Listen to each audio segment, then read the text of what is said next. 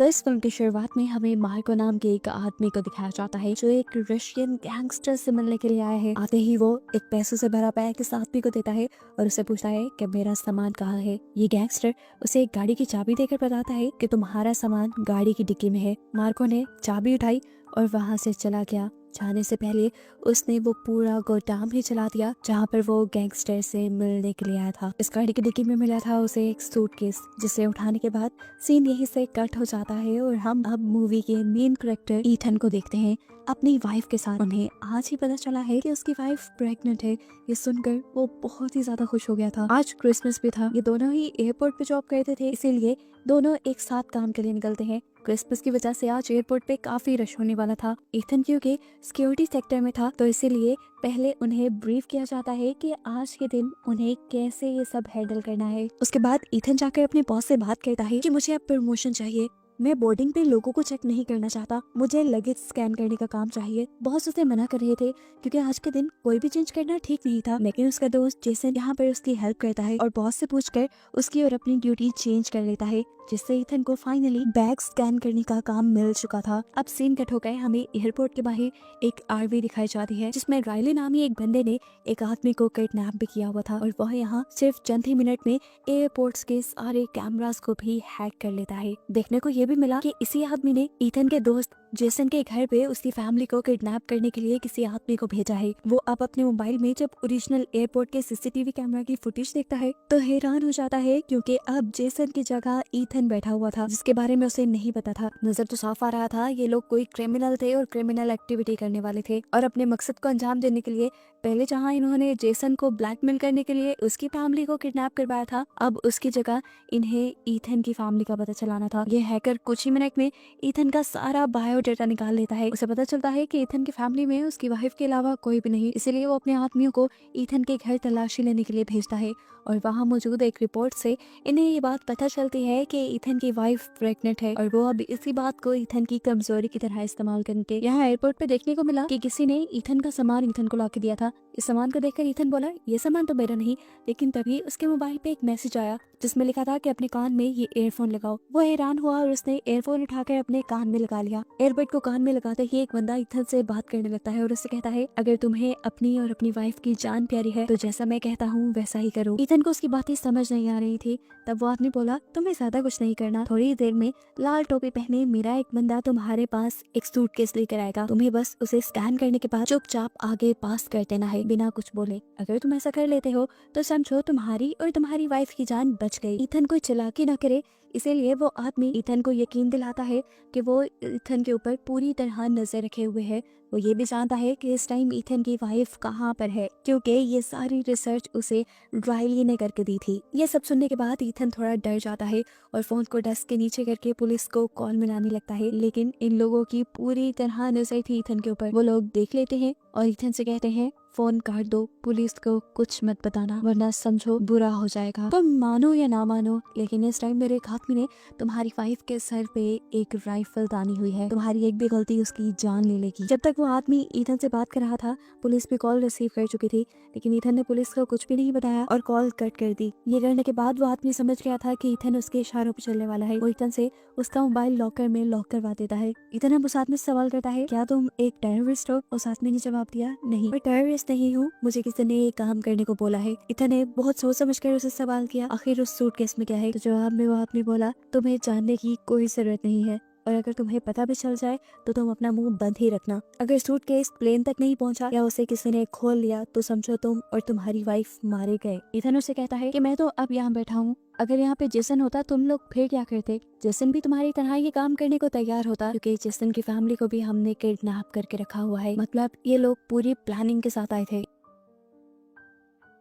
Ethan अब एक दूसरी मर्तबा होशियारी दिखाने की कोशिश करता है और अपने पास मौजूद स्मार्ट वॉच में मैसेज लिखता है। ये भी रायली देख चुका था जो एयरपोर्ट से बाहर वैन में बैठा हुआ था जिसने सीसीटीवी कैमरास हैक किए हुए थे। वो ये बात उस आदमी को बताता है जो आदमी बात कर रहा था ईथन से। वो ईथन से कहता है तुम बार बार गलतियां कर रहे हो, मैं इतने मौके नहीं दूंगा तुम्हें, जाओ और अब इस स्मार्ट वॉच को भी लॉकर में रख कर आओ। ईथन उनकी बात मानते हुए ये कर चुका था और ये भी बात समझ गया था कि वो यहाँ बैठे बैठे कुछ नहीं कर पाएगा। अब सीन कट होकर हम एक पुलिस ऑफिसर एलेना को देखते हैं जो उस जगह पे गई है जहाँ पे कल मार्को रशियन गैंगस्टर से मिला था और उसके बाद उसने वो जगह तबाह कर दी थी। इस जगह की इन्वेस्टिगेशन करते हुए उन्हें रशियन गैंगस्टर की लाश के पास उसकी घड़ी मिली। एलेना इस घड़ी को चेक करती है जिसके अंदर से उन्हें एक रिकॉर्डिंग चिप मिली। ये चिप जल चुकी थी लेकिन फिर भी वो इसे जाकर अपने फोरेंसिक डिपार्टमेंट में देती है और उनसे किसी भी तरह इस चिप का डाटा मांगती है। ये लोग डाटा रिट्रीव करने में तो कामयाब हो चुके थे लेकिन अब ऑडियोज को ये लोग सुन नहीं पा रहे थे क्योंकि जली होने की वजह से ऑडियोज की क्वालिटी खराब हो चुकी थी। अब हम दोबारा ईथन को देखते हैं जिससे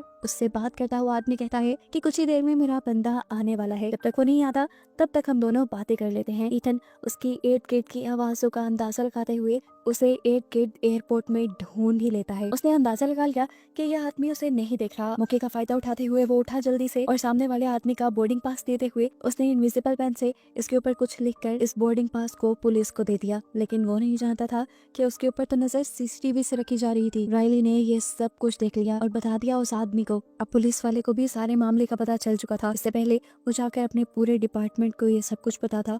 वो आदमी उठकर उस पुलिस वाले से टकरा जाता है।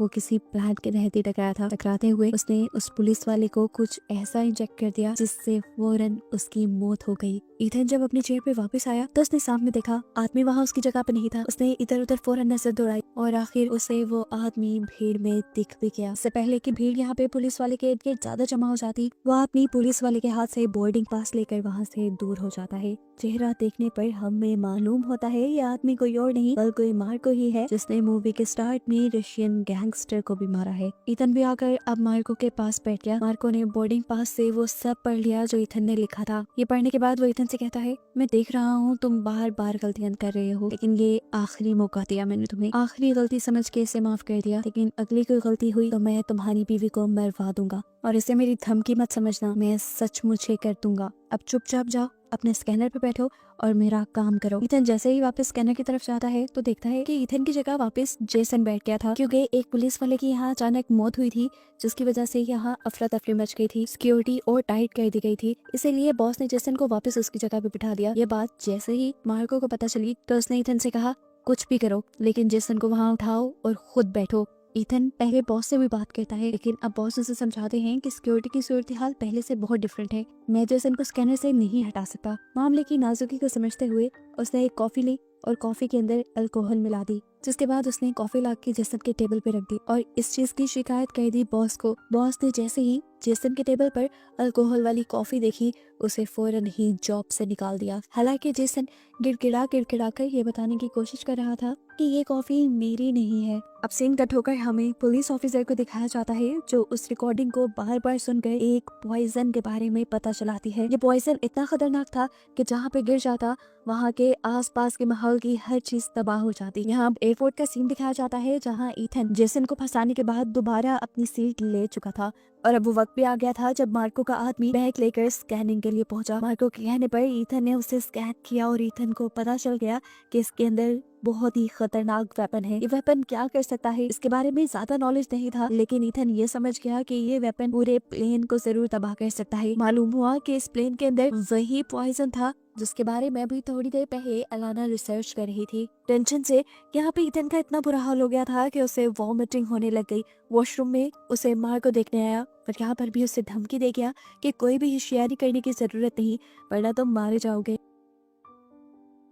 ईथन पीछे से उसे रोकता है और कहता है जिस प्लेन में तुम उस वेपन को लेकर जा रहे हो उसमें पूरे 2000 लोग हैं। उस आदमी ने जवाब दिया अगर वो प्लेन में ना किया तो वो यहीं पे चला दिया जाएगा और यहाँ पे 60,000 लोग हैं। फैसला तुम्हें करना है, तुम्हें 2000 लोगों को बचाना है या फिर 60,000 को। ईथन परेशान हुआ और उसने पूछा तुम क्यों मारना चाह रहे हो लोगों को। जवाब में मार्को बोला मैं किसी को मारना नहीं चाह रहा, मैं बस अपनी ड्यूटी कर रहा हूँ और मुझे वो करने दो। सीन दोबारा लाना की तरफ शिफ्ट होते हैं जिसे उसका एक साथी आकर बताता है कि अभी एयरपोर्ट से किसी ईथन नाम के आदमी ने पुलिस को कॉल की थी। पुलिस ने कॉल रिसीव भी कर ली लेकिन फिर ईथन कुछ नहीं बोला। थोड़ी ही देर बाद वहाँ पर एक पुलिस ऑफिसर की अचानक मौत हो गई, यानी वहाँ कुछ जरूर गड़बड़ी है। अलाना को एयरपोर्ट तक पहुँचने में कुछ टाइम लग रहा था इसीलिए उसने पहले दूसरी फोर्स को एयरपोर्ट पर भेज दिया और उन्होंने जाकर सारी चेकिंग लाइंस बंद कर दी। चेकिंग लाइंस बंद होने की वजह से ईथन के बॉस ने भी सबको इकट्ठा कर लिया और यहाँ पर सभी सस्पेक्टेड लोगों की जांच होने लगी। ईथन ने अब अपना दिमाग चलाया और जल्दी से अपने बॉस का स्कैनर लेकर उसमें मार्को के आदमी का भी नाम डाल दिया, जिसका बैग उसने सही से स्कैन कर लिया था। ये करने के बाद वो बाहर निकल आया। बाहर आने पर जब मार्को ने देखा कि पुलिस ऑफिसर उसके आदमी को एक दूसरे रूम में लेकर जा रहे हैं, तो उसने ईथन से पूछा ये सब क्या हो रहा है, लेकिन ईथन ने कोई भी जवाब देने के बजाय ये कहा आई एम सॉरी, अब मैं तुम्हारा साथ नहीं दे सकता। ये कहते ही उसने एयरपोर्ट कांच से निकाल दिया और फौरन अपनी वाइफ से जाकर मिला। वो अपनी वाइफ को बचाना चाहता था, लेकिन फिर उसने देखा कि उसकी वाइफ के सर पे एक लेजर थी, जिसका मतलब था कि कोई उसके ऊपर गन पॉइंट किए खड़ा है। वो जान गया कि अगर उसने कुछ भी गड़बड़ी की तो उसकी वाइफ मारी जाएगी। चुपचाप वो दोबारा बाथरूम में आ गया। वो पैनिक हुआ था और इसके पीछे अब मार्को भी आ गया। मार्को उसे मारने लगा। अपने आप को बचाने के लिए ईथन ने भी अपनी इलेक्ट्रिक गन निकाल ली। वो मार्को के ऊपर ताने खड़ा था। तब मार्को ने कहा तुम सुधर नहीं रहे, तुमने बहुत गलतियां की और इसका अंजाम तुम खुद ही देखोगे। ये कहकर उसने उस बॉम्ब को एक्टिवेट कर दिया जो उस बैग में था और बोला पहले सिर्फ 2000 लोगों को मरना था, अब 60,000 लोग बनेंगे। ये कहकर उसने दिखाया वो बॉम्ब 10 मिनट के अंदर इस पूरी जगह को तबाह कर देता। मार्को ने उससे कहा कि अगर तुम सब लोग को बचाना चाहते हो तो जल्दी से उस सूटकेस के पास जाओ, वहां जाकर मैं तुम्हें बता दूंगा कि इस बॉम्ब को कैसे डीएक्टिवेट किया जाता है। मार्को भागते हुए अब सिक्योरिटी रूम में आया, जहाँ पर उस आदमी का बैग चेक हो रहा था।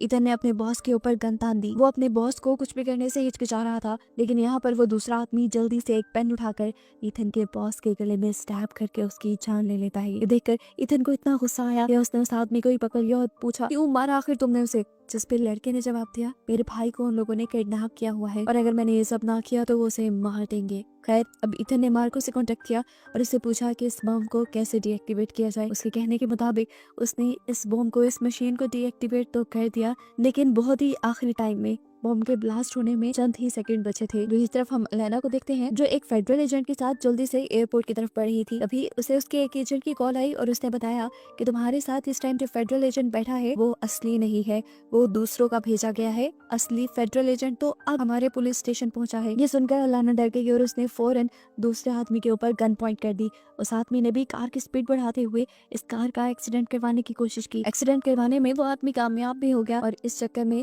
दोनों को बहुत बुरी चोट आई। यह आदमी नहीं चाह रहा था कि एलेना एयरपोर्ट तक पहुंचे।